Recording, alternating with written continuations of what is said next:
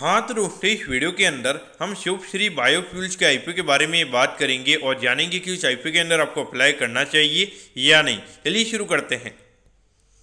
तो देखिए सबसे पहले हम ये जानेंगे कि ये कंपनी क्या काम करती है। क्योंकि जो कंपनी है 2013 में ये कंपनी स्टार्ट हुई है, यानी कि ऑलमोस्ट अगर हम बात करेंगे तो 10 से 11 साल ये कंपनी को स्टार्ट हुए हो चुके हैं। क्योंकि जो कंपनी में यहाँ पे बायोमास फ्यूल्स ये कंपनी में बनाती हुई नजर आती है, जिसमें अगर हम बात करेंगे तो बायोमास पिलेट्स और ब्रिकेट्स वगैरह होते हैं वो ये कंपनी में बनाती हुई नजर आती है। और जिसमें अगर हम मेनली अगर हम कंपनी के कस्टमर्स की अगर हम बात करेंगे जो मेटल इंडस्ट्री और पावर इंडस्ट्री से रिगार्डिंग यहाँ पे जो भी कंपनीज होती है तो वो मेनली हमें यहाँ पे कंपनी के कस्टमर्स यहाँ पे नजर आती है।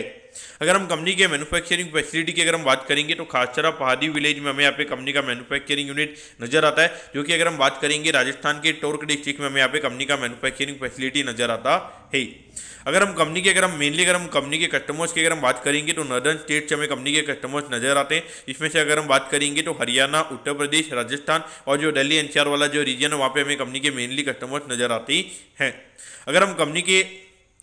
हम एक पॉजिटिव इंडिकेशन की अगर हम बात करेंगे तो अभी रिसेंटली यहाँ पे कंपनी को एक बायोमास का ऑर्डर मिला है, जिसमें अगर हम टोटल टन्स की अगर हम बात करेंगे तो 31,600 टन्स का यहाँ पे कंपनी को ऑर्डर मिला है। ये एक मेटल कंपनी से कंपनी को ऑर्डर मिला और ये लगभग 5 महीने के अंडर में यहाँ पे ये कंपनी को ये ऑर्डर को पूरा करना है। उसके अगर हम यहाँ पे 1 साल के अगर हम ऑर्डर की अगर हम बात करेंगे जो कंपनी को पावर सेक्टर से मिला है तो वहाँ पे 14,600 टन का यहाँ पे बायोमास पिलेट्स का हमें यहाँ पे कंपनी का ऑर्डर यहाँ पे नजर आता है। तो डेफिनेटली देखा जाए तो एक अच्छा ऑर्डर यहाँ पे कंपनी के पास में, तो इसको पूरा करने के लिए यहाँ पे कंपनी को कैपिटल की रिक्वायरमेंट है, तो उसी के रिगार्डिंग यहाँ पे ये कंपनी का आईपीओ में आता हुआ नजर आ रहा है।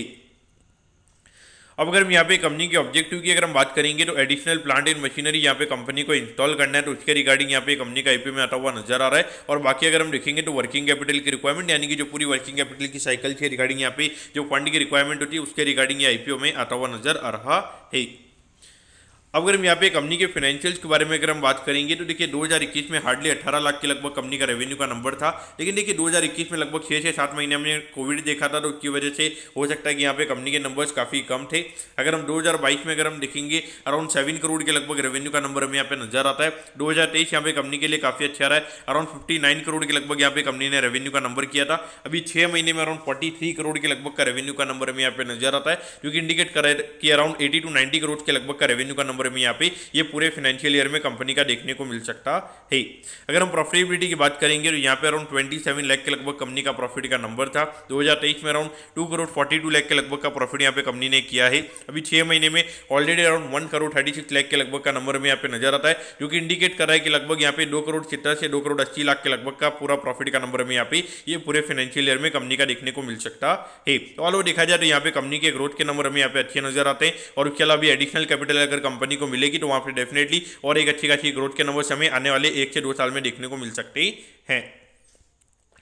अब अगर हम आईपीओ की डिटेल्स के बारे में अगर हम बात करेंगे तो देखिए हार्डली 16 करोड़ 56 लाख के लगभग का आईपीओ का साइज हमें यहाँ पे कंपनी का नजर आता है, जिसमें अगर हम देखेंगे तो 119 के कट ऑफ प्राइस पे कंपनी में शेयर्स देती हुई नजर आ रही है, और 1200 शेयर्स का लॉट साइज हमें यहाँ पे कंपनी का नजर आता है। देखिए यहाँ पर अलॉटमेंट के चांसेस काफी कम रहने वाले हैं, क्योंकि अगर हम देखेंगे हार्डली 16 करोड़ के आईपीओ है, और उसमें भी अगर हम देखेंगे हार्डली 35% के लगभग कंपनी का रिटेल कोटा है, यानी कि हार्डली 5 से 5.5 करोड़ के लगभग का रिटेल कोटा है। आराम से यहाँ पर अगर आप देखोगे तो 1000 करोड़ के लगभग की डिमांड हमें देखने को मिलेगी, तो 5 से 5.5 करोड़ का है, यानी कि आराम से 150 से 200 के लगभग हमें 200 टाइम्स के लगभग यहाँ पे रिटेल कोटा कंपनी का सब्सक्राइब होता हुआ नजर आएगा। और एचएनआई कोटा तो हार्डली 15% के लगभग है, तो उसमें तो यहाँ पे और भी चांसेस आपके कम रहेंगे। तो कहीं ना कहीं देखा जाए अलॉटमेंट की चांसेस कंपनी के काफी कम है।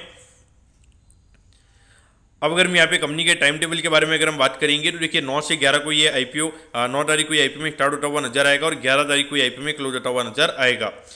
अगर हम यहाँ पे टाइम टेबल के बारे में अगर हम बात करेंगे तो देखिए 12 तारीख को आपको पता चल जाएगा कि आपको अलॉटमेंट मिला है, यानी अलॉटमेंट नहीं मिलता है तो 13 तारीख को रिफंड मिल जाएगा, और 13 तारीख को आपके डीमैट अकाउंट में शेयर आ जाएंगे अगर आपको अलॉटमेंट मिलता है, और 16 तारीख को ये कंपनी में लिस्ट होती हुई नजर आएगी। अब अगर हम एट दी एंड कंपनी के वैल्यूएशन के पैरामीटर्स की अगर हम बात करेंगे तो देखिए हार्डली 62 करोड़ के मार्केट कैप पे कंपनी का आईपीओ में आता हुआ नजर आ रहा है। उसके हिसाब से अगर हम कंपनी के वैल्यूएशन की अगर हम बात करेंगे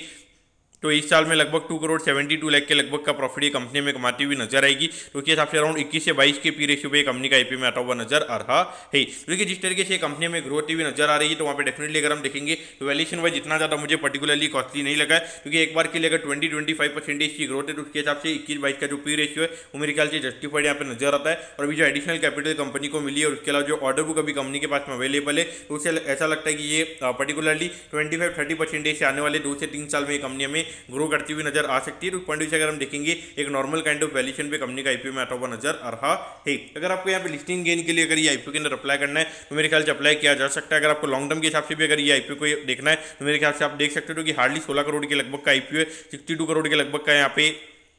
मार्केट कैप पे आईपीओ आ रहा है। अगर 90% के प्रीमियम पे अगर ये कंपनी खुलती है तो वहाँ पे लगभग 110 करोड़ के लगभग का मार्केट कैप ये कंपनी का हो जाएगा। तो वहाँ पर भी अगर हम देखेंगे तो फिर भी थोड़ी बहुत वैल्यू आपके लिए रहेगी, तो इसलिए लॉन्ग टर्म के हिसाब से भी यहाँ पर आप देख सकते हो। लेकिन हाँ, अगर ये कंपनी 90% के प्रीमियम पे खुलती है और उसके बाद में 2-3 अगर अपर सर्किट लग जाता है तो वहाँ पर डेफिनेटली ऑलमोस्ट वहाँ पे 130-140 करोड़ के लगभग का मार्केट कैप ये कंपनी का हो जाएगा। तो वहाँ पर आपके लिए कोई वैल्यू नहीं बचेगी, तो उसके बाद में मेरे हिसाब से यहाँ पर आपको अवॉइड करना सही रहेगा। तो दोस्तों मैं कहता हूँ कि शुभ श्री बायोफ्यूल्स के आईपीओ के बारे में आपको सब कुछ समझ में आ गया होगा। अगर कोई भी क्वेरीज है आप कमेंट कीजिए, मैं जरूर आपके कमेंट पर रिप्लाई करूंगा। ओके दोस्तों, thank you, have a nice day.